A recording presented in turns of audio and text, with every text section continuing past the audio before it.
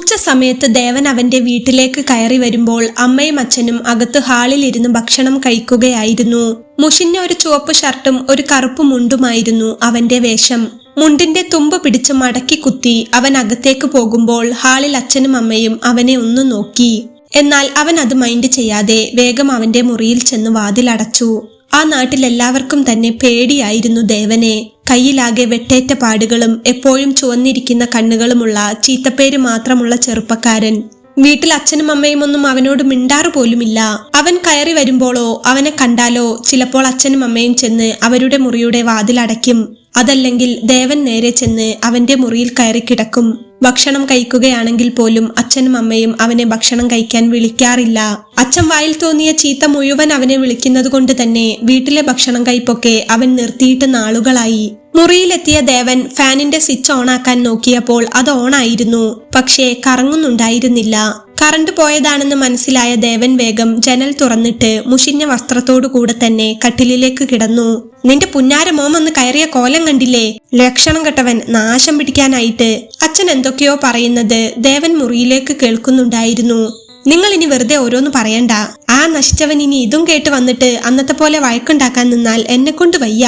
അമ്മ അപ്പോൾ അച്ഛനോട് പറഞ്ഞു, നിനക്കത് പറഞ്ഞാൽ മതി, വളർത്തി വഷളാക്കി വെച്ചത് നീ തന്നെയാണ്. അവന്റെ മുഖം കണ്ടാൽ എനിക്ക് ചെരുപ്പെടുത്തൊന്ന് കൊടുക്കാൻ തോന്നും. അച്ഛൻ പതിവ് പോലെ എന്തൊക്കെയോ പറഞ്ഞു തുടങ്ങി. നിങ്ങളൊന്ന് നിർത്ത് മനുഷ്യ, നമ്മൾ ആ ചെക്കനെ എഴുതി തള്ളിയതല്ലേ. അവൻ കയറി വരികയോ ഇറങ്ങി പോവുകയോ എവിടെയെങ്കിലും പോയി ജീവിക്കുകയോ എന്താണെന്ന് വെച്ചാ ചെയ്യട്ടെ. നിങ്ങൾ നിങ്ങളുടെ കാര്യം നോക്ക്. അവനെ കാണുമ്പോൾ അമ്മയ്ക്കും അവനോട് ദേഷ്യം തന്നെയായിരുന്നു. അതുകൊണ്ട് തന്നെ അച്ഛൻ അവന്റെ കാര്യം പറഞ്ഞു തുടങ്ങിയപ്പോൾ അമ്മ അച്ഛനോട് ദേഷ്യപ്പെട്ടു. ഞാനല്ലെങ്കിലും ആ താന്തോന്നിയെ ചത്തവന്റെ കൂട്ടത്തിലാണ് കൂട്ടിയത്. അവൻ എനിക്ക് ചത്തതിന് തുല്യമാണ്, കുടുംബം നശിപ്പിക്കാനായിട്ടുണ്ടായവൻ. അച്ഛൻ എന്തൊക്കെയോ പറഞ്ഞു തുടങ്ങി. അതെല്ലാം റൂമിലേക്ക് ദേവൻ വളരെ വ്യക്തമായി കേൾക്കുന്നുണ്ടായിരുന്നു. കേട്ട് കേട്ട് ചെവി തയമ്പിച്ചതുകൊണ്ട് തന്നെ അവൻ അതിലൊന്നും വലിയ കാര്യം തോന്നിയില്ല. എങ്കിലും ചില വാക്കുകൾ അവന്റെ ഹൃദയത്തിൽ വല്ലാതെ കൊള്ളുന്നുണ്ടായിരുന്നു. പുറമെ വലിയ ഗുണ്ടയും തല്ലുകൊള്ളിയും താന്തോന്നിയും ഒക്കെയാണെങ്കിലും ഏതൊരു മനുഷ്യനും ഒരു മനസ്സുണ്ടല്ലോ. എല്ലായ്പ്പോഴും എല്ലാവർക്കും എല്ലാം താങ്ങാൻ കഴിഞ്ഞെന്ന് വരില്ല. ദേവൻ എന്തൊക്കെയോ ഓർത്തുകൊണ്ട് മുകളിലേക്ക് നോക്കി അങ്ങനെ കിടന്നു. പെട്ടെന്നാണ് റൂമിൽ ബൾബ് കത്തി ഫാൻ കറങ്ങാൻ തുടങ്ങിയത്. കരണ്ട് വന്നപ്പോൾ ഫാനിന്റെ ശബ്ദം കേൾക്കാൻ തുടങ്ങിയപ്പോൾ ദേവൻ ഒരല്പം ആശ്വാസം തോന്നി. അച്ഛനും അമ്മയും വിളിച്ചു പറയുന്നത് കേൾക്കണ്ടല്ലോ. അവരെ ചെന്ന് തെറി വിളിക്കാൻ പലപ്പോഴും തോന്നുമെങ്കിലും എത്രയെന്ന് വെച്ചാ ഇവരോടൊക്കെ ഇങ്ങനെ ചെന്ന് വഴക്കുണ്ടാക്കുക. അതുകൊണ്ട് അവിടെ ഇരുന്ന് പറഞ്ഞു തീർക്കട്ടെ. ദേവൻ അത് വിചാരിച്ച് കട്ടിലിൽ അങ്ങനെ കമഴ്ന്നു കിടന്നു. പെട്ടെന്നാണ് ദേവന്റെ വീട്ടുമുറ്റത്ത് ഒരു പോലീസ് ജീപ്പ് വന്നു നിന്നത്. ജീപ്പിന്റെ ശബ്ദം കേട്ടതും അച്ഛനും അമ്മയും വേഗം ഉമ്മറത്തേക്ക് ചെന്നു നോക്കി. അവനില്ലേ ഇവിടെ ദേവൻ? ജീപ്പിൽ നിന്നിറങ്ങിയ പോലീസുകാരൻ അപ്പോൾ അവരോട് ചോദിച്ചു. എന്താ സാർ, എന്താ കാര്യം? അച്ഛൻ മുറ്റത്ത് നിൽക്കുന്ന പോലീസുകാരെ കാര്യം എന്താണെന്നറിയാതെ നോക്കി. എന്താണെന്നോ? ഒരു പെൺകുട്ടിയെ ആളില്ലാത്ത സമയത്ത് റോഡിൽ വെച്ച് കയറി പിടിച്ച് ഉപദ്രവിച്ചിട്ട് അവൻ ഇവിടെ കയറി കിടക്കുകയാണോ? അവനെ ഇങ്ങോട്ട് വിളിക്കുന്നോ അതോ ഞങ്ങൾ കയറി പിടിച്ചിറക്കണോ? SI ദേഷ്യത്തോടെ പറഞ്ഞപ്പോൾ അച്ഛനും അമ്മയും അന്തം വിട്ട് അവരെ നോക്കി. എന്റെ പൊന്ന് സാറേ, ഞങ്ങൾക്കൊന്നും അറിയാൻ വയ്യ. ദേ ആ നാശം പിടിച്ചവൻ ഇപ്പോൾ അകത്ത് വന്ന് കിടപ്പുണ്ട്. സാറുമാര് റൂമിൽ കയറി പിടിച്ചോണ്ടു പോവുകയോ തല്ലുകയോ കൊല്ലുകയോ എന്താണെന്ന് വെച്ചാ ചെയ്തോ. കുടുംബത്തിന്റെ മാനം നശിപ്പിക്കാനായിട്ടുണ്ടായവൻ. ഒന്ന് ചത്തു തുലഞ്ഞാൽ മതി. അച്ഛൻ പറഞ്ഞു തീരുന്നതിനു മുൻപേ തന്നെ പോലീസ് ജീപ്പിന്റെ ശബ്ദം കേട്ട ദേവൻ ഉമ്മറത്തേക്ക് എത്തിയിരുന്നു. അച്ഛന്റെ ആ വാക്കുകൾ കേട്ടപ്പോൾ ദേവൻ ഒന്ന് അച്ഛന്റെ മുഖത്തേക്ക് തന്നെ നോക്കി നിന്നുപോയി. എന്തോ ഒരു തരം നിസ്സഹായത ആയിരുന്നു അവന്റെ മുഖത്തപ്പോൾ. ഞാനാണ് സാറേ ദേവൻ. നിങ്ങൾ പറഞ്ഞ പെൺകുട്ടിയെ ഉപദ്രവിച്ചത് ഞാനാണ്. നിങ്ങൾക്കെന്നെ കൊണ്ടുപോകാം. ദേവൻ അത് പറഞ്ഞ് മുറ്റത്തേക്ക് ഇറങ്ങി. ഓ, നീ ആയിരുന്നോടാ അത്? പിടിച്ചു കയറ്റടോ ഇവനെ, SI കോൺസ്റ്റബിളിനോട് പറഞ്ഞപ്പോൾ കോൺസ്റ്റബിൾ വന്ന് ദേവനെ ജീപ്പിലേക്ക് കയറ്റാനായി അവന്റെ കയ്യിൽ മുറുകെ പിടിച്ചു വെച്ചു. കയറടാ അങ്ങോട്ട്. കോൺസ്റ്റബിൾ അവനെ പിടിച്ച് ജീപ്പിലേക്ക് തള്ളിയപ്പോൾ ദേവൻ പെട്ടെന്ന് അയാളുടെ കൈ തട്ടി മാറ്റി. സാർ, ഞാനായിട്ട് വന്ന് കയറിക്കോളാമെന്ന് പറഞ്ഞല്ലോ, പിന്നെ എന്തിനാണ് ഈ ഓവർ ആക്ഷന്റെ ആവശ്യം? ദേവൻ ചോദിച്ചു. അവന്റെ ചോദ്യം കേട്ടപ്പോൾ കോൺസ്റ്റബിളിന് ഒരു നിമിഷം ഒന്നും പറയാനുണ്ടായില്ല. അവരെന്തെങ്കിലും പറയുന്നതിന് മുൻപേ തന്നെ ദേവൻ ജീപ്പിലേക്ക് കയറിയിരുന്നു. സ്വന്തം മോനെ പോലീസുകാർ ജീപ്പിൽ കയറ്റി കൊണ്ടുപോകുന്നത് കണ്ടിട്ട് പോലും ആ അച്ഛനും അമ്മയ്ക്കും ഒരു വിഷമവും ഉണ്ടായിരുന്നില്ല. ചുറ്റുവട്ടത്തുള്ളവരെല്ലാം അപ്പോൾ വേലിക്കരികിലും മുറ്റത്തും നിന്ന് അത് നോക്കി. ഇനി ഇതിന്റെ ഒരു കുറവ് കൂടിയേ ഉണ്ടായിരുന്നുള്ളൂ. ഗുണ്ടായിസവും താന്തോന്നിത്തരവും ആവശ്യത്തിലേറെ. ഇനിയിപ്പോ പെണ്ണുപിടിയും കൂടെ ആയപ്പോൾ എല്ലാം തികഞ്ഞു. നാണം കെട്ടവൻ ആ ജയിലിലെങ്ങാനും കിടന്ന് ചത്താൽ മതിയായിരുന്നു. പോലീസുകാർ ദേവനെയും കൊണ്ട് മുന്നോട്ടു പോകുമ്പോഴും അവന്റെ അച്ഛൻ അവനെ പ്രാഗിക്കൊണ്ടിരിക്കുകയായിരുന്നു. പോലീസ് ജീപ്പ് അവന്റെ വീട്ടുമുറ്റത്ത് നിന്നും പുറത്തേക്കിറങ്ങി. അവന്റെ വീടിന് മുൻപിലെ കട്ട് റോഡ് കഴിഞ്ഞ് കുറച്ചുകൂടെ വീതി കൂടിയ റോഡിലേക്ക് ജീപ്പ് കയറി. അപ്പോൾ പാടത്തിനരികിലുള്ള ഒരു ബസ് സ്റ്റോപ്പിൽ നിന്ന് വെള്ള വസ്ത്രം ധരിച്ച ഒരു രാഷ്ട്രീയക്കാരനും ഒരു പെൺകുട്ടിയും പോലീസ് ജീപ്പിന് നേരെ കൈ കാണിച്ചു. നിർത്തിക്കേ. വെള്ള വസ്ത്രം ധരിച്ച രാഷ്ട്രീയക്കാരനായ അയാൾ പോലീസ് ജീപ്പ് നിർത്താനായി അല്പം റോഡിലേക്ക് കയറി നിന്നു. അവരെ കടന്നു മുന്നോട്ടു പോകാൻ കഴിയാത്തതുകൊണ്ട് തന്നെ ജീപ്പ് അപ്പോൾ അവർക്ക് സൈഡിലായി കൊണ്ട് ചെന്ന് നിർത്തി. ഏതവനാടോ ഇത്? SI അപ്പോൾ ചൂടായിക്കൊണ്ട് ജീപ്പിൽ നിന്നിറങ്ങി. ദേവൻ അപ്പോൾ പോലീസ് ജീപ്പിന്റെ പിറകിലെ സീറ്റിൽ തല താഴ്ത്തിയിട്ട് എന്തോ ആലോചിച്ചിരിപ്പായിരുന്നു. ഏതാടാ നീയൊക്കെ? ജീപ്പ് തടഞ്ഞു നിർത്താൻ മാത്രം 2 എണ്ണം അങ്ങോട്ട് തന്നാലുണ്ടല്ലോ. പോലീസുകാരൻ ചൂടായിക്കൊണ്ട് അയാൾക്കടുത്തേക്ക് ചെന്നപ്പോൾ കോൺസ്റ്റബിൾ വേഗം ജീപ്പിൽ നിന്നിറങ്ങി. അയ്യോ സാറേ, സാറിനറിയാഞ്ഞിട്ടാ, ഇതിവിടുത്തെ പേരുകേട്ട പാർട്ടിക്കാരനാ ശിവദാസേട്ടൻ. ഇവിടെ മാത്രമല്ല, മന്ത്രിമാരൊക്കെ ആയിട്ട് നല്ല പിടിയുള്ള ആളാണ്. സാറ് പുതിയ ആളായതുകൊണ്ട് അറിയാൻ വയ്യാഞ്ഞിട്ടാണ്. കോൺസ്റ്റബിൾ ഓടിച്ചെന്ന് SIയുടെ ചെവിയിൽ പറഞ്ഞു. അയാളെ പരിചയമില്ലാത്തതുകൊണ്ട് തന്നെ SI അയാളെയും കൂടെ നിൽക്കുന്ന പെൺകുട്ടിയെയും അപ്പോൾ ഒന്ന് നോക്കി.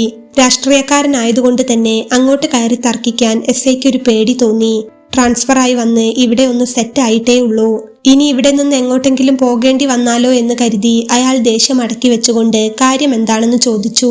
കാര്യമൊക്കെ പറയാം സാറേ, അതിനു മുൻപ് ഞാൻ എന്നെ ഒന്ന് പരിചയപ്പെടുത്താം. ഈ നാട്ടിലെ എല്ലാ ആവശ്യത്തിനും ഏത് സാധാരണക്കാരനും ഓടി വരാറുള്ളത് എന്റെ അടുത്തേക്കാണ്. അതുകൊണ്ട് തന്നെ എല്ലാവർക്കും വേണ്ടി എന്തിനും ഏതിനും ഞാനും എല്ലായിടത്തും ചെന്നെത്താറുണ്ട്. ഇപ്പോൾ ഞാൻ വന്നിരിക്കുന്നത് എന്താന്ന് വെച്ചാൽ ജീപ്പിലുള്ള അവനെ ഇങ്ങ് ഇറക്കണം, ദേവനെ. ആ കാര്യം പറയാൻ വേണ്ടിയാണ്. അയാൾ പറഞ്ഞപ്പോൾ SI അയാളെ ഒന്ന് നോക്കി. നിങ്ങൾ എന്തായി പറയുന്നത്? നിങ്ങൾ വലിയ രാഷ്ട്രീയക്കാരനൊക്കെ ആയിരിക്കും, പക്ഷെ ഇത് നടക്കില്ല. അവനെ ഞങ്ങൾ കൊണ്ടുപോകുന്നത് ഒരു പെൺകുട്ടിയെ ഉപദ്രവിച്ച കേസിലാ. ഇതേ വകുപ്പ് വേറെയാ. ആ കുട്ടിയുടെ അച്ഛന്റെ പരാതി സ്റ്റേഷനിൽ കിട്ടിയത് കൊണ്ടാണ് ഇവനെ അറസ്റ്റ് ചെയ്തത്. പെട്ടെന്ന് നിങ്ങളൊരാൾ ഇങ്ങനെ വന്നു പറഞ്ഞു എന്ന് കരുതി ഒരു ക്രിമിനലിനെ വിട്ടുതരാൻ പറ്റുമോ? SI ചോദിച്ചു. പെട്ടെന്ന് പുറത്തുനിന്ന് അങ്ങനെയുള്ള സംഭാഷണങ്ങളൊക്കെ കേട്ടപ്പോൾ ദേവൻ ഒന്ന് തല പൊന്തിച്ച് അങ്ങോട്ട് നോക്കി. അപ്പോൾ കണ്ടു റോഡ് സൈഡിൽ നിന്ന് SIയോട് സംസാരിക്കുന്ന പെൺകുട്ടിയെയും ഒരു രാഷ്ട്രീയക്കാരനെയും. ആ പെൺകുട്ടിയെ ഉപദ്രവിച്ച കേസിലാണ് തന്നെ പോലീസ് പിടിച്ചിരിക്കുന്നത്. പക്ഷേ അവരിപ്പോൾ റോഡിൽ നിന്ന് തന്നെ ഇറക്കാൻ പറയുന്നത് കേട്ടപ്പോൾ ദേവൻ ഒന്ന് അവരെ തന്നെ നോക്കി. എന്റെ പൊന്നു സാറേ, അവൻ ഉപദ്രവിച്ചു എന്ന് പറഞ്ഞ് പരാതി തന്നത് ഈ പെൺകുട്ടിയുടെ അച്ഛനാണ്. എന്നാൽ ഈ പെൺകുട്ടി തന്നെയാണ് ഇപ്പോൾ നേരിൽ വന്ന് പറയുന്നത് ഈ കുട്ടിക്ക് പരാതിയില്ലെന്ന്. പിന്നെ ഈ കുട്ടിയെ ഉപദ്രവിച്ചത് നിങ്ങൾ ഇപ്പോൾ പിടിച്ചോണ്ട് പോകുന്ന ദേവനുമല്ല. കാര്യം അവനൊരു കൊള്ളരുതാത്തവനും ഗുണ്ടയും ഒക്കെയാണ്. എനിക്ക് അവനോട് വലിയ താല്പര്യവുമില്ല. പക്ഷേ ചെയ്യാത്ത തെറ്റിന് ഒരുത്തനെ പിടിച്ചുകൊണ്ടുപോയി അകത്തിടാൻ ഞാൻ സമ്മതിക്കില്ല. സാർ അവനെ ഇങ്ങോട്ട് ഇറക്കണം. അതല്ലെങ്കിൽ സാറിനെ മിനിസ്റ്ററെ കൊണ്ടോ ആരെ കൊണ്ട് വേണമെങ്കിലും ഞാൻ വിളിപ്പിക്കാം. എന്താ വേണോ? രാഷ്ട്രീയക്കാരൻ അയാളുടെ പോക്കറ്റിൽ നിന്ന് ഫോൺ എടുത്തുകൊണ്ട് SIയോട് ചോദിച്ചു. ഓ വേണ്ട, വിളിക്കണ്ട. കുട്ടിക്ക് പരാതിയൊന്നുമില്ലെന്ന് ഉറപ്പല്ലേ? പിന്നെ ഇതും പറഞ്ഞ് ഞങ്ങളുടെ പിറകെ വന്നേക്കരുത്. നിങ്ങളാണ് കംപ്ലൈന്റ് തന്നത്. ഇപ്പോൾ ഇവനല്ല ഉപദ്രവിച്ചതെന്നും ഇവനെ വിട്ടയക്കാനും നിങ്ങൾ തന്നെയാണ് പറയുന്നത്. അതുകൊണ്ട് സ്റ്റേഷനിൽ വന്ന് നിങ്ങൾ എഴുതി തന്ന പരാതി പിൻവലിക്കണം. എടോ, അവനെ ഇങ്ങോട്ട് ഇറക്കി വിട്ടേക്കടോ. SI വലിയ താല്പര്യത്തോടെ അല്ലെങ്കിലും മറ്റുള്ള പോലീസുകാരോട് പറഞ്ഞു. ശരി സാർ. എടാ ഇങ്ങോട്ട് ഇറങ്ങിക്കേ, നിനക്കെതിരെ പരാതിയില്ലെന്ന് ഒരു പോലീസുകാരൻ ചെന്ന് ജീപ്പിന്റെ ഡോർ തുറന്നുകൊണ്ട് പറഞ്ഞു. ദേവൻ അപ്പോൾ പോലീസുകാരനെ ഒന്ന് നോക്കി. അതെന്താ സാറേ പരാതി ഇല്ലാത്തത്? ഞാൻ ആ പെൺകുട്ടിയെ ഉപദ്രവിച്ചിട്ടുണ്ട്. അതുകൊണ്ടാണല്ലോ ഞാൻ വന്ന് ജീപ്പിൽ കയറിയത്. നിങ്ങൾക്കെന്നെ കൊണ്ടുപോകാം. ദേവൻ ജീപ്പിൽ നിന്നിറങ്ങാതെ അവിടെ ഇരുന്നു കൊണ്ട് തന്നെ പറഞ്ഞു. സാറേ, ഇവൻ ഇറങ്ങില്ലെന്ന്. ഇവൻ ആ കുട്ടിയെ ഉപദ്രവിച്ചിട്ടുണ്ടെന്നാ പറയുന്നത്. അത് കേട്ടപ്പോൾ SI അങ്ങോട്ട് വന്നു. എന്ത് തേങ്ങയാടോ ഇത്? കംപ്ലൈന്റ് തന്ന പെൺകുട്ടി പറയുന്നു ഇവൻ ഉപദ്രവിച്ചിട്ടില്ലെന്ന്. ഇവൻ ഇപ്പോൾ ഇങ്ങനെയും പറയുന്നു. എടാ, നീ ഉപദ്രവിച്ചു എന്ന് പറഞ്ഞിട്ട് കാര്യമില്ല. അവർക്ക് പരാതിയില്ല. മര്യാദയ്ക്ക് ഇറങ്ങി പോകാൻ നോക്ക്. SI അത് പറഞ്ഞ് ദേവനെ നോക്കിയപ്പോൾ ദേവൻ SIയെ ദേഷ്യത്തോടെ ഒന്ന് നന്നായി നോക്കി. ശേഷം ഒന്നും പറയാതെ ജീപ്പിൽ നിന്നിറങ്ങി. എന്നാ ശരി, ഞങ്ങൾ പോവുകയാണ്. മോളെ, ഇങ്ങനെ നിങ്ങൾക്ക് തോന്നിയ പോലെ പോലീസുകാരെ ഇട്ട് വട്ടം കളിപ്പിക്കാൻ നിൽക്കരുത് കേട്ടോ. ഞങ്ങൾക്ക് വേറെയും പണിയുള്ളതാ. ഇങ്ങനെയുള്ളവന്മാർക്ക് വളം വെച്ചു കൊടുക്കുമ്പോൾ ഒന്ന് ആലോചിക്കണം. ഇനിയും ഇവരുടെ കയ്യിലൊക്കെ നിങ്ങൾ ചെന്ന് പെട്ടാൽ പരാതിയും കൊണ്ടുവരാൻ ഞങ്ങളെ കാണൂ. നിങ്ങൾ സൂക്ഷിച്ചാൽ നിങ്ങൾക്ക് കൊള്ളാം. പോട്ടെ. SI അവരെ 2 പേരെയും നോക്കി. ഓക്കെ സാർ, നമുക്ക് പിന്നെ കാണാം. രാഷ്ട്രീയക്കാരൻ അപ്പോൾ പോലീസുകാരനോട് പറഞ്ഞു. ശേഷം പോലീസ് ജീപ്പ് അവിടെ നിന്ന് മുന്നോട്ടെടുത്തു. ദേവനും രാഷ്ട്രീയക്കാരനും പെൺകുട്ടിയും അപ്പോൾ അവിടെ നിൽപ്പുണ്ടായിരുന്നു. ദേവൻ അപ്പോൾ ആ പെൺകുട്ടിയെയും അയാളെയും ഒന്ന് മാറി മാറി നോക്കി. ദേവ, കാര്യം നിന്റെ സ്വഭാവത്തിനോട് എനിക്ക് വലിയ യോജിപ്പൊന്നുമില്ല. എന്നിട്ടും ഞാൻ നിനക്ക് വേണ്ടി സംസാരിക്കാൻ വന്നത് എന്താണെന്ന് വെച്ചാൽ ഇവള് പറഞ്ഞിട്ടാ. ചെറുപ്പം മുതൽ എനിക്കറിയാവുന്ന കുട്ടിയാ. നീ ഇവളെ ഉപദ്രവിച്ചിട്ടില്ലെന്നും ഉപദ്രവിച്ചത് മറ്റൊരുത്തനാണെന്നും ഇവൾ വീട്ടിൽ വന്ന് പറഞ്ഞു. നിന്നെപ്പോലൊരാൾക്ക് വേണ്ടി പോലീസുകാരോട് കയർക്കണമെന്ന് എനിക്ക് ആദ്യം തോന്നിയില്ല. പിന്നെ ഈ പെൺകുട്ടി പറഞ്ഞപ്പോൾ തെറ്റ് ചെയ്യാത്ത നിന്നെ എന്തിനു ശിക്ഷിക്കണമെന്ന് ആലോചിച്ചു. ചെറിയ പ്രായമല്ലേ ദേവാ, തല്ലുകൊള്ളിത്തരവും ഗുണ്ടായിസവും ഒക്കെയായി നടക്കാതെ മര്യാദയ്ക്ക് ജീവിക്കാൻ നോക്ക്. തെറ്റ് പറ്റാത്ത മനുഷ്യരില്ല. ഇനിയെങ്കിലും ഈ വേണ്ടാത്ത വഴക്കും കച്ചറയും ഒക്കെ ഒഴിവാക്കിയിട്ട് നന്നായി നടക്ക്. രാഷ്ട്രീയക്കാരൻ അവന്റെ തോളിൽ തട്ടി പറഞ്ഞപ്പോൾ ദേവന് മറുപടി ഒന്നും ഉണ്ടായിരുന്നില്ല. അവൻ ഒരു ഭാവഭേദവുമില്ലാതെ അങ്ങനെ നിന്നു. മോളെ അശ്വതി, ഞാൻ ഒന്ന് അങ്ങോട്ട് ചെല്ലട്ടെ? നീ നിന്റെ വണ്ടി എടുത്ത് പോരില്ലേ? അയാൾ അപ്പോൾ അവളോട് ചോദിച്ചു.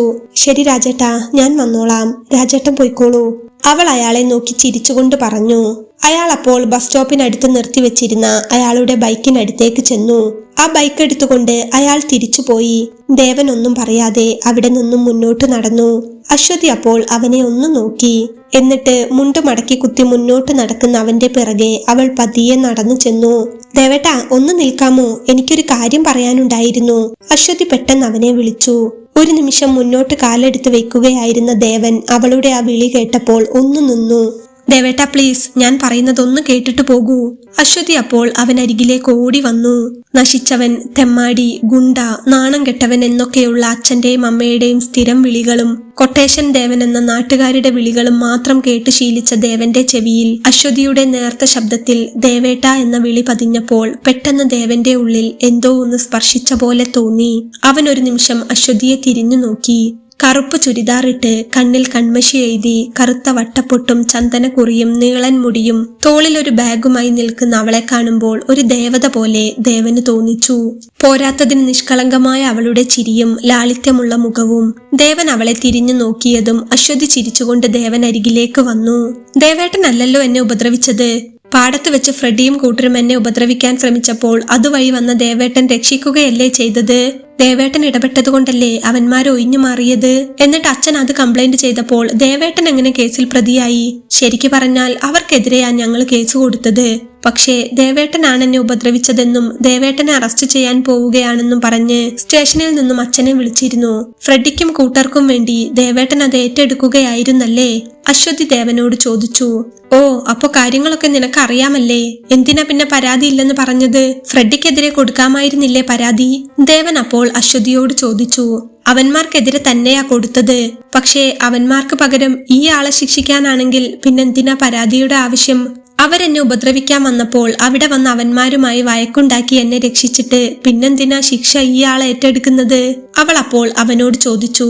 അതെനിക്ക് കുറച്ച് പൈസയുടെ ആവശ്യമുണ്ടായിരുന്നു. ഞാൻ അതേറ്റാൽ അവന്മാര് കുറച്ച് പൈസ തരാമെന്ന് പറഞ്ഞു. പിന്നെ കുറച്ചു കാലം അകത്ത് പോയി കിടക്കണമെന്ന് എനിക്കൊരാഗ്രഹവും തോന്നി. ദേവൻ അത് പറഞ്ഞു മുന്നോട്ട് നടന്നു. ആ ദേവേട്ടാ, നിന്നേ പോവല്ലേ. അങ്ങനെ പൈസക്ക് വേണ്ടി ആരെങ്കിലും ഇങ്ങനത്തെ മോശം കേസുകളൊക്കെ ഏറ്റെടുക്കുമോ? എന്നിട്ട് ജയിലിൽ പോയി കിടക്കാൻ ആഗ്രഹിക്കുമോ? അവൾ പിറകെ വന്നപ്പോൾ ദേവൻ മറുപടി ഒന്നും പറയാതെ മുന്നോട്ട് തന്നെ നടന്നു. ദേവേട്ടാ, ഞാൻ ചോദിച്ചതിന് ഉത്തരം പറഞ്ഞിട്ട് പോ, അവൾ അവനോട് വീണ്ടും ചോദിച്ചു. എന്നാൽ ദേവൻ മറുപടി ഒന്നും കൊടുക്കാതെ അവന്റെ നടത്തത്തിന്റെ സ്പീഡ് കൂട്ടി. പെട്ടെന്നാണ് അശ്വതി അവന്റെ കയ്യിൽ കയറി പിടിച്ചത്. ദേവേട്ടൻ, ഞാൻ ചോദിച്ചതിന് ഉത്തരം തന്നിട്ട് പോയാൽ മതി. സ്വർണത്തിന്റെ നേർത്ത വളയിട്ട അവളുടെ മനോഹരമായ കൈവിരലുകളുടെ പിടി അവന്റെ കയ്യിൽ വീണപ്പോൾ ദേവൻ ഒരു നിമിഷം ആ കൈയിലേക്കും പിന്നെ അവളുടെ മുഖത്തേക്കും മാറി മാറി നോക്കി. ഒരുമാതിരിപ്പെട്ട എല്ലാവരും വെറുപ്പോടെ നോക്കുന്ന, പേടിയോടെ ഒഴിഞ്ഞു മാറുന്ന തന്റെ കയ്യിൽ ഒരു പെൺകുട്ടി പിടിച്ചപ്പോൾ ഒരല്പനേരത്തേക്ക് ദേവൻ എന്താണ് തോന്നിയതെന്ന് അവന് പോലും അറിയുന്നില്ലായിരുന്നു. അവൻ പതിയെ അവന്റെ വലത് കൈകൊണ്ട് അവളുടെ കൈ വിടുവിപ്പിച്ചു. അവൾ അപ്പോൾ അവന്റെ മുഖത്തേക്ക് തന്നെ നോക്കുകയായിരുന്നു. സോറി, ഞാൻ ദേവേട്ടൻ മിണ്ടാതെ പോകുന്നത് കണ്ടപ്പോൾ ഒന്ന് നിൽക്കാൻ വേണ്ടി കയ്യിൽ പിടിച്ചതായിരുന്നു. സോറി. ദേവൻ എന്തോ പോലെ തോന്നി എന്ന് കണ്ടപ്പോൾ അശ്വതി പറഞ്ഞു. ദേവൻ അപ്പോൾ ഒന്നും പറയാതെ അവളെ നോക്കി ഒന്ന് ചിരിച്ചു. കുട്ടിക്ക് എന്താ അറിയേണ്ടത്? ഞാൻ രാവിലെ ഒരാളെ കാണാൻ വേണ്ടി ആ വഴിക്ക് വന്നതായിരുന്നു. അപ്പോഴാണ് ഫ്രെഡിയും കൂട്ടരും കുട്ടിയെ തടഞ്ഞു വെച്ച് എന്തൊക്കെയോ പറയുന്നത് കേട്ടത്. അവന്മാരെ ഞാൻ ഭീഷണിപ്പെടുത്തി അങ്ങ് വിട്ടു. കുട്ടി അപ്പൊ തന്നെ പോവുകയും ചെയ്തല്ലോ. പിന്നെ കുട്ടിയുടെ അച്ഛൻ സ്റ്റേഷനിൽ കംപ്ലൈന്റ് ചെയ്തെന്ന് പറഞ്ഞ് ഫ്രെഡിയുടെ അച്ഛൻ എന്നെ വിളിച്ചിരുന്നു. അവരുടെ മോന്റെ ഭാവിയെ ഓർത്താണെന്നും അവൻ ചെയ്ത കുറ്റം ഞാൻ ഏൽക്കണമെന്നും പറഞ്ഞു. കുറച്ച് പൈസ തരാമെന്നു കൂടി പറഞ്ഞപ്പോൾ ഞാൻ ശരിയെന്ന് വെച്ചു. പക്ഷേ പൈസയ്ക്ക് വേണ്ടി മാത്രമല്ല കേട്ടോ. കുറച്ചു ദിവസം ജയിലിൽ പോയി കിടന്നാൽ അങ്ങനെയെങ്കിലും കുറച്ച് സമാധാനത്തോടെ ഇരിക്കാമല്ലോ എന്ന് കരുതിയാണ്. എല്ലാം കൂടെ ഓർത്തപ്പോൾ ഞാൻ ഏറ്റോളാം എന്ന് പറഞ്ഞു. വലിയ താന്തോന്നിയും ഗുണ്ടയും ഒക്കെ ആണെങ്കിലും വളരെ സങ്കടത്തോടെയാണ് ദേവൻ അത് പറഞ്ഞത്. കുട്ടി ഇനിയും ഇത് ചോദിച്ച് എന്റെ പിറകെ വരരുത്. കുട്ടിക്ക് പരാതിയില്ലെങ്കിൽ വേണ്ട. ഫ്രെഡിയോ അവന്റെ കൂടെയുള്ളവരോ കുട്ടിയെ ഇനി ഉപദ്രവിക്കില്ല. അത് ഞാൻ അവരോട് താക്കീത് ചെയ്തിട്ടുണ്ട്. കുട്ടി പൊയ്ക്കോളൂ. ഇനി ഇത് ചോദിച്ച് വെറുതെ വരണ്ട. ദേവൻ പറഞ്ഞപ്പോൾ അവൾ അവനെ നോക്കി ചെറുതായി ഒന്നുകൂടി ചിരിച്ചു. ഇങ്ങനെയൊക്കെ ആളുകൾ പറയുന്ന ഇത്രയൊക്കെ മോശപ്പെട്ട ആളായിട്ടും എന്തിനാ ഒരു പെൺകുട്ടിയെ അവന്മാരുടെ കയ്യിൽ നിന്ന് രക്ഷിച്ചത്? അശ്വതി ചിരിച്ചുകൊണ്ട് അവനോട് ചോദിച്ചു. ദേവൻ അപ്പോൾ അവളെ തന്നെ ഒന്ന് നോക്കി. ഗുണ്ടായിസവും അടിപിടിയും ഒക്കെ ഉണ്ടെന്നേ ഉള്ളൂ. പെൺകുട്ടികളെ ആരെയും ഇതുവരെ ഉപദ്രവിച്ചിട്ടില്ല. ഉപദ്രവിക്കാൻ തോന്നാറുമില്ല. ഇനി എന്തെങ്കിലും അറിയാനുണ്ടോ? അവൻ വീണ്ടും അവളോട് ചോദിച്ചു. ഇത്രയൊക്കെ നല്ല മനസ്സായിട്ടാണോ ഇങ്ങനെ അടിയും പിടിയും ഒക്കെ ആയിട്ട് നടക്കണത്? നന്നായിട്ട് ജീവിച്ചുകൂടെ? സ്നേഹമുള്ളതോണ്ടാ പറയണത്. ഇതൊക്കെ നിർത്തിക്കൂടെ? അശ്വതി അപ്പോൾ വളരെ സ്നേഹത്തോടെ പറഞ്ഞു. ദേവൻ ഒരു നിമിഷം അവളുടെ കണ്ണുകളിലേക്ക് തന്നെ നോക്കി. അവളോട് തിരിച്ചു പറയാൻ അവന് മറുപടി ഉണ്ടായിരുന്നില്ല. എന്തോ തന്നോട് ഇതുവരെ ഇത്ര സ്നേഹത്തോടെ ആരും സംസാരിച്ചിട്ടില്ല. വളരെ ലാളിത്യത്തോടെ, അതും ഒരു പെൺകുട്ടി അങ്ങനെ പറഞ്ഞപ്പോൾ ദേവൻ ഒരു നിമിഷം അവളെ തന്നെ നോക്കി നിന്നുപോയി. എന്താ ഇങ്ങനെ നോക്കുന്നത്? അവൾ അപ്പോൾ അവനോടൊരൽപ്പം കൂടെ അടുത്ത് നിന്നുകൊണ്ട് ചോദിച്ചു. കുട്ടിയുടെ പേരെന്താണെന്നാ പറഞ്ഞേ? ദേവൻ ചോദിച്ചു. എന്റെ പേര് അശ്വതി, അവൾ പറഞ്ഞു. അപ്പോ എന്റെ പേര് ദേവനെന്നാണെന്ന് കുട്ടി എങ്ങനെ അറിഞ്ഞു? നമ്മൾ തമ്മിൽ ഇതുവരെ പരിചയമില്ലല്ലോ. ഇന്ന് ആ ഇടവഴിയിൽ വെച്ചുള്ള പരിചയമല്ലേ ഉള്ളൂ. അത് ഇന്നെ രക്ഷിക്കാൻ വേണ്ടി ദേവേട്ടൻ അങ്ങോട്ട് വന്നപ്പോൾ ദേവൻ വരുന്നെന്ന് ഫ്രെഡിയും ചെക്കന്മാരും പറയുന്നത് ഞാൻ കേട്ടിരുന്നു.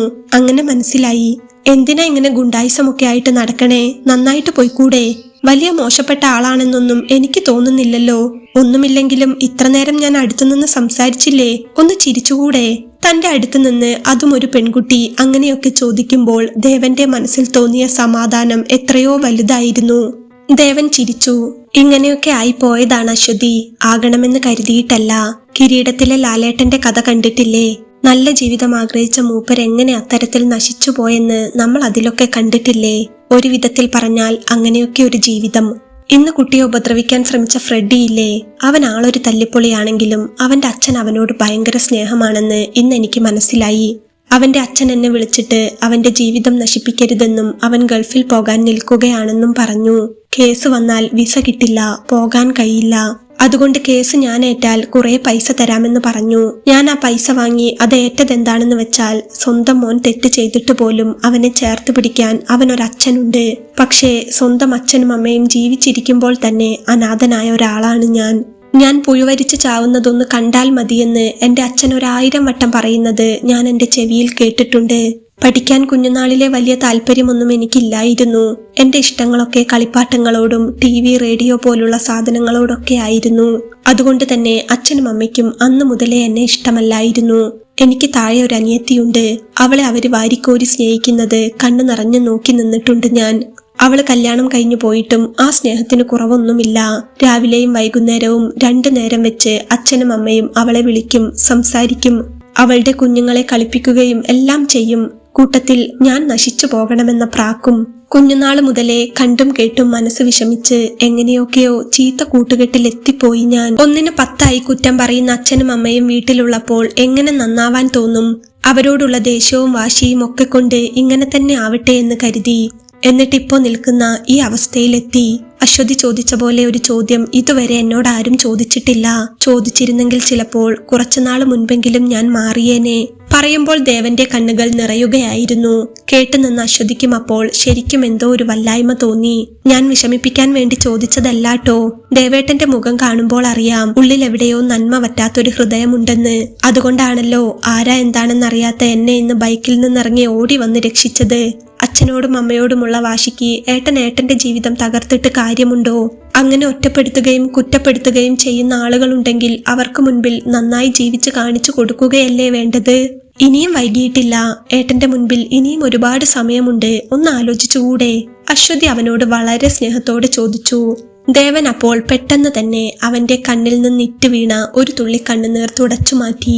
അശ്വതിക്ക് എങ്ങനെയാണ് എന്നെ മനസ്സിലാക്കാൻ പറ്റുന്നത്? ഇന്ന് കണ്ട ഒരു പരിചയത്തിന്റെ പുറത്ത് എനിക്ക് അങ്ങോട്ട് മനസ്സിലാകുന്നില്ല. അശ്വതി എവിടെയോ എന്റെ ഉള്ളം വായിക്കുന്ന പോലെ എനിക്ക് തോന്നുന്നു. ശരിക്കു പറഞ്ഞാൽ വീട്ടിലാകെ മടുത്തിട്ടാ. ഏതെങ്കിലും വകുപ്പിൽ ശിക്ഷ കിട്ടി 2 മാസം അകത്ത് കിടക്കാലോ എന്ന സമാധാനത്തിലാണ് ഇന്ന് ഫ്രെഡിയുടെ കുറ്റം തലയിലെടുത്തു വെച്ചത്. ഓരോ ദിവസവും ഞാൻ കുടിക്കുന്ന കണ്ണുനീരിന് കണക്കില്ല. ആരും മനസ്സിലാക്കിയിട്ടില്ല എന്നെ. പക്ഷേ അശ്വതി ഇങ്ങനെ പറയുമ്പോൾ ദേവൻ അവളെ നോക്കി ഒന്ന് ചിരിച്ചു. അതങ്ങനെയാ ദേവേട്ടാ, നമ്മുടെ വിഷമവും സങ്കടവും ഒന്നും മനസ്സിലാക്കാൻ ആരുമുണ്ടാകില്ല. പകരം കുറ്റപ്പെടുത്താനാണെങ്കിൽ 10 ആളുകൾ കൂടുതൽ ഉണ്ടാവുകയും ചെയ്യും. ഞാൻ ടൗണിൽ ഒരു IT കമ്പനിയിലാ ജോലി ചെയ്യുന്നത്. ഇന്ന് രാവിലെ ജോലിക്ക് പോവുകയായിരുന്നു. സ്ഥിരമായിട്ട് പോകുന്ന റോഡിൽ മഴ പെയ്ത് വെള്ളം നിൽക്കുന്നത് കൊണ്ട് എളുപ്പവഴിക്ക് മറ്റൊരു വഴിക്ക് തിരിഞ്ഞതായിരുന്നു. അപ്പോൾ ആ റബ്ബർ തോട്ടത്തിനുള്ളിൽ നിന്ന് അവര് കയറി വന്നത്. ഞാനൊരു ശ്വാസമുട്ടലുള്ള കൂട്ടത്തിലാ. കുറെ കാലമായി മരുന്നെടുക്കുന്നു. ടെൻഷൻ വന്നാലോ പേടി വന്നാലോ ഒക്കെ ശ്വാസം എടുക്കാൻ വല്ലാതെ ബുദ്ധിമുട്ടും. ചിലപ്പോൾ തളർന്നു വീഴുകയും ചെയ്യും. ശരിക്കു പറഞ്ഞാൽ അവരെ കണ്ട് പേടിച്ച് ശ്വാസം എടുക്കാൻ ബുദ്ധിമുട്ടി തുടങ്ങുമ്പോളാ ദേവേട്ടൻ അങ്ങോട്ടെത്തിയത്. ചിലപ്പോൾ ഞാൻ ശ്വാസമുട്ടൽ വന്ന് അവിടെ വീണിരുന്നെങ്കിൽ അവരാ റബ്ബർ തോട്ടത്തിലേക്ക് എന്നെ വലിച്ചു കൊണ്ടുപോയി എന്തെങ്കിലും ചെയ്യുമായിരുന്നു. ദേവേട്ടൻ അപ്പോൾ വന്ന് രക്ഷിച്ചില്ലായിരുന്നെങ്കിൽ ഇപ്പോൾ ഇങ്ങനെ ഇത് പറയാൻ ഞാൻ ഉണ്ടാകുമായിരുന്നില്ല. ആ ഒരു സ്നേഹം ഉള്ളിലുള്ളതുകൊണ്ടാ പറയണത്. നശിച്ചു പോകരുതിട്ടോ. ആരുമില്ലെന്നും കൂട്ടരുത്. എന്തെങ്കിലും വിഷമമോ സങ്കടമോ എന്തുണ്ടെങ്കിലും എന്നെ വിളിച്ചാൽ മതി. മനസ്സിൽ തട്ടിയാ പറയുന്നത്. മാറാൻ ശ്രമിച്ചൂടെ ഇന്നു മുതൽ? അവൾ അത് പറഞ്ഞ് അവന്റെ കണ്ണുകളിലേക്ക് തന്നെ നോക്കി. ദേവൻ അപ്പോഴും മറുപടിയില്ലാതെ അവളെ തന്നെ നോക്കി നിന്നുപോയി. ജീവിതത്തിൽ ഇതുവരെ അനുഭവിക്കാത്ത എന്തോ ഒരു വാത്സല്യവും സ്നേഹവും അശ്വതിയുടെ വാക്കുകളിലൂടെ അവൻ അനുഭവിക്കുകയായിരുന്നു. അവന്റെ 2 കണ്ണുകളും അപ്പോൾ നിറഞ്ഞു വന്നു. കണ്ണ് നിറഞ്ഞുകൊണ്ട് തന്നെ നോക്കി നിൽക്കുന്ന ദേവനെ നോക്കി അശ്വതി വളരെ സ്നേഹത്തോടെ ഒന്ന് ചിരിച്ചു. അശ്വതി പറയുന്നത് കേൾക്കുമ്പോഴൊക്കെ നല്ല സുഖമുണ്ട്. പക്ഷേ നടക്കുമെന്ന് തോന്നുന്നില്ല. മനസ്സൊക്കെ അത്രയ്ക്ക് കൈവിട്ടുപോയി. പിന്നെ എന്റെ വീട്, ആ നരകം ഓർക്കുമ്പോൾ തന്നെ മാറാൻ തോന്നില്ല. പലപ്പോഴും ചിന്തിച്ചിട്ടുണ്ട് എങ്ങോട്ടെങ്കിലും നാട് വിട്ടു പോയാലോ എന്ന്. പിന്നെ ജനിച്ചു വളർന്ന നാടും വീടും എങ്ങനെയൊക്കെയോ പിടിച്ചു നിന്നുപോയി. ദേവൻ പറഞ്ഞു, എല്ലാം മാറും, എല്ലാം ശരിയാകും. ദേവേട്ടനെ അപമാനിച്ചവരും നിന്ദിച്ചവരുമെല്ലാം അത്ഭുതത്തോടെ ദേവേട്ടനെ നോക്കി നിൽക്കും. ഒരു വാക്ക് മിണ്ടാൻ കൊതിക്കും. ഞാൻ സഹായിക്കട്ടെ?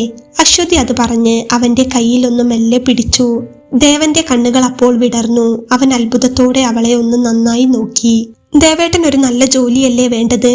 ഞാൻ ശരിയാക്കി തരാം. പതിയെ നമുക്ക് മാറി തുടങ്ങാം. ശരിയാകുമോ എന്ന് നോക്കാലോ. ഒന്നുമില്ലെങ്കിലും ഈ മനസ്സുണ്ടല്ലോ. ദേവേട്ടന്റെ സംസാരം കേൾക്കുമ്പോൾ എനിക്കറിയാം അത്രയ്ക്ക് ആഗ്രഹമുണ്ട് നന്നായി ജീവിക്കണമെന്ന്. ഒന്ന് മനസ്സ് വെച്ചാ മതി, എല്ലാം ശരിയാകുമെന്നേ. ദേവേട്ടൻ ഒരു കാര്യം ചെയ്യണം. ഇന്നെന്തായാലും ഇങ്ങനെ പോട്ടെ. രാത്രി നന്നായി കിടന്നുറങ്ങണം. ഒന്നും ഓർക്കണ്ട, സമാധാനത്തോടെ ഉറങ്ങണം. എന്നിട്ട് രാവിലെ എണീറ്റ് കുളിച്ച് നല്ല വൃത്തിയുള്ള വസ്ത്രമൊക്കെ ധരിച്ച് നമ്മുടെ മേക്കോട്ടുകാവില്ലേ, ആ ക്ഷേത്രത്തിലേക്കൊന്നു വരണം. ഞാൻ അവിടെ ഉണ്ടാകും. വരാമോ? അശ്വതി അവനോട് ചോദിച്ചു. ഞാനോ? ക്ഷേത്രത്തിലോ? ഇതുവരെ പോയിട്ടില്ല. പോകാൻ തോന്നാറില്ല. ദേവൻ പറഞ്ഞു. ആയിക്കോട്ടെ, ഇതുവരെ പോയിട്ടില്ലെങ്കിൽ വേണ്ട, നാളെ ഒന്ന് വരാമോ പ്ലീസ്, എനിക്ക് വേണ്ടി? അശ്വതി പറഞ്ഞപ്പോൾ ദേവൻ ഒന്ന് ചിരിച്ചു. എന്തോ അവളുടെ സംസാരവും ആവശ്യപ്പെടലും സ്വാതന്ത്ര്യവും ഒക്കെ കാണുമ്പോൾ തനിക്ക് ആരോ ഉള്ളതുപോലെ അവന് തോന്നി. ഞാൻ വരാം, ദേവൻ പറഞ്ഞു. ഹാവു, സമാധാനമായി. എന്നാ ശരി, ഞാൻ പോയിക്കോട്ടെ? അശ്വതി അവനോട് ചോദിച്ചു. അവളോട് അല്പനേരം കൂടെ സംസാരിച്ചു കൊണ്ട് നിൽക്കാൻ തോന്നുന്നുണ്ടായിരുന്നു അവന്. പെട്ടെന്ന് അവൾ പോയിക്കോട്ടെ എന്ന് ചോദിച്ചപ്പോൾ അവളുടെ അടുത്ത് നിന്നും മാറാൻ തോന്നാത്തതുപോലെ ഒരു അനുഭൂതി. എങ്കിലും അവൻ ശരിയെന്ന് തലയാട്ടി. അല്ല, ദേവേട്ടൻ എങ്ങനെ നടന്നിട്ട് പോകും? പോലീസ് ജീപ്പിലല്ലേ അവിടുന്ന് ഇവിടെ വരെ വന്നത്? വണ്ടിയില്ലാലോ തിരിച്ചു പോകാൻ. ഞാൻ കൊണ്ടുവിടാം, അശ്വതി പറഞ്ഞു. വേണ്ട, ഞാൻ പോയിക്കോളാം. ഇവിടെ അടുത്തല്ലേ, എനിക്ക് ഇവിടെയെല്ലാം നടന്ന ശീലമാണ്. പിന്നെ വീട്ടിലേക്കല്ലേ, പതിയെ എത്തിയാലും മതി. വീട്ടു പോകാൻ ഒട്ടും ഇഷ്ടമല്ല അല്ലേ? അശ്വതി അവന്റെ കണ്ണുകളിലേക്ക് പ്രണയത്തോടെ നോക്കി. അവന്റെ ഇഷ്ടക്കേടിന്റെ കാരണവും സങ്കടവുമെല്ലാം ആ കണ്ണുകളിൽ അവൾക്ക് കാണാമായിരുന്നു. എന്നാൽ ഇപ്പോൾ വീട്ടിൽ പോകണ്ട, ദേവേട്ടൻ വന്നേ. നമുക്കൊരല്പനേരം അങ്ങോട്ട് മാറിയിരിക്കാം. കുറച്ചുനേരം കൂടെ സംസാരിക്കാം, അശ്വതി പറഞ്ഞു. ഇവിടെ എവിടെ ഇരിക്കാനാണ്? അശ്വതി എന്റെ കാര്യത്തിൽ വല്ലാതെ ബുദ്ധിമുട്ടണ്ട, ദേവൻ പറഞ്ഞു. കുറച്ച് ബുദ്ധിമുട്ടുന്നത് എനിക്കിഷ്ടമാണെന്ന് കൂട്ടിക്കോളൂന്നേ. അശ്വതി അവനെ നോക്കി ചിരിച്ചു. ദേവേട്ടൻ വരൂന്നേ. അവൾ അത് പറഞ്ഞ് അവളുടെ സ്കൂട്ടറിനരികിലേക്ക് നടന്നു. അവൾ വണ്ടിയിൽ കയറി വണ്ടി സ്റ്റാർട്ടാക്കി. ദേവേട്ടൻ കയറിക്കേ, അശ്വതി പറഞ്ഞു. എന്തോ അവളുടെ സംസാരവും ഇടപെടലും ഒക്കെ കാണുമ്പോൾ മറുത്തു പറയാൻ കഴിയാത്തതുകൊണ്ട് തന്നെ ദേവൻ അപ്പോൾ അവളുടെ സ്കൂട്ടറിന്റെ പിറകിൽ കയറിയിരുന്നു. അവൻ പിറകിലിരുന്നപ്പോൾ അശ്വതി അവനെ തിരിഞ്ഞു നോക്കി ഒന്ന് ചിരിച്ചു. ആദ്യമായിട്ടാണ് ഒരാൾ തന്നെ വണ്ടിയുടെ പിറകിൽ കയറ്റുന്നത്, അതും ഒരു പെൺകുട്ടി. ജീവിതത്തിൽ നഷ്ടപ്പെട്ടത് എന്തൊക്കെയോ തിരിച്ചു കിട്ടുന്ന പോലെ ദേവന് തോന്നി.